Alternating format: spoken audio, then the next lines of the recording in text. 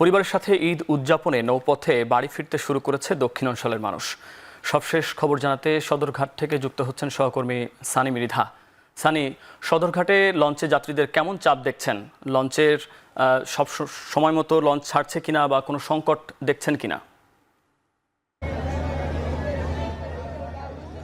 মুন্নাফ, যদি চাপের কথা বলতে হয় তাহলে ঈদ উপলক্ষে আমরা স্বাভাবিকভাবে যেরকম চাপ আগে দেখতাম সেরকম চাপ কিছুটা কম, অর্থাৎ যেগুলো ভোলা, হাতিয়া, ইলিশা বা ভোলা চর, ফ্যাশন এইসব অঞ্চলে যেগুলো লঞ্চগুলো ছাড়ে সেই জায়গাগুলোয় কিছুটা চাপ থাকলেও অর্থাৎ বরিশাল, পটুয়াখালী বা এই রুটের লঞ্চগুলো খুব একটা যাত্রী দেখা যাচ্ছে না।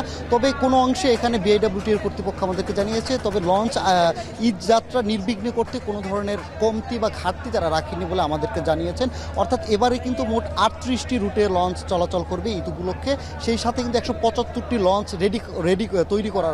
রেডি করে রাখা হয়েছে। তারা আমাদেরকে জানিয়েছে যে যদি কোনো রকম যাত্রীর প্রেশার বা যাত্রীর চাপ যদি বাড়ে সেই উপলক্ষে লঞ্চ আরও বাড়ানো যাবে। তবে এখন পর্যন্ত যে অবস্থা, আজকে জাতীয় মহান স্বাধীনতা দিবস উপলক্ষে সরকারি ছুটির দিন ধারণা করা হচ্ছিল, আজকে থেকে এক অংশ বাড়ি ফিরতে শুরু করবে। সেই ধারাবাহিকতা আমরা এখানে এসেছিলাম, তবে সেরকম চাপ যে আমরা খুব একটা লক্ষ্য করতে পারিনি। তবে লঞ্চ কর্তৃপক্ষের সাথে কথা বললাম, তারা আমাদেরকে জানিয়েছে এখন পর্যন্ত লঞ্চ বুকিং বা আগে যেরকম অগ্রিম লঞ্চের কেবিন রেখে দেওয়া হতো সেরকম পরিস্থিতি এখন আর নেই। অর্থাৎ স্বাভাবিকভাবে এখন এখানে লঞ্চে এসেই কিন্তু অনেকে কেবিন রাখছেন, অনেক কেবিন খালি রেখেই কিন্তু তারা লঞ্চ ছেড়ে যাচ্ছেন। অর্থাৎ এখন পর্যন্ত ঈদের যে আমেজ তারা পুরোপুরি এখনও লঞ্চ সদরঘাটে কিন্তু নৌপথে যাত্রীদের মাঝে আসেনি।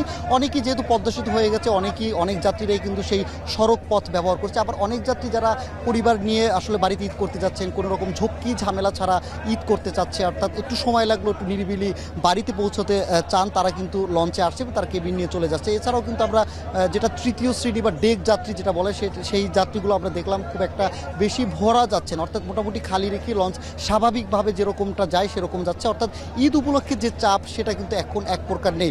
তবে লঞ্চের কোনো রকম দুর্ঘটনা এড়াতে কিন্তু আজ থেকে কিন্তু 10 দিন বাল্কহেড চলবে না, বালুর জাহাজগুলো আছে সেগুলো বন্ধ রাখা হয়েছে। একই সাথে ভাসমান দোকানপাট, অর্থাৎ এখানে যাত্রীরা যেন নির্বিঘ্নে এসে লঞ্চে চড়তে পারে সেই স্বার্থে কিন্তু তারা কোনো রকম ভাসমান দোকান এখানে অবস্থান করতে দিচ্ছে না।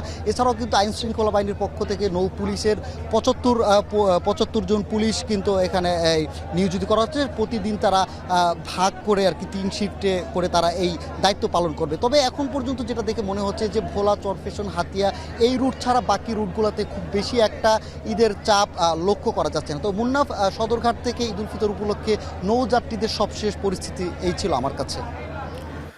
পরিবারের সাথে ঈদ উদযাপনে নৌপথে বাড়ি ফিরতে শুরু করেছে দক্ষিণাঞ্চলের মানুষ। সে খবর সদরঘাট থেকে জানাচ্ছিলেন সহকর্মী সানি মৃধা।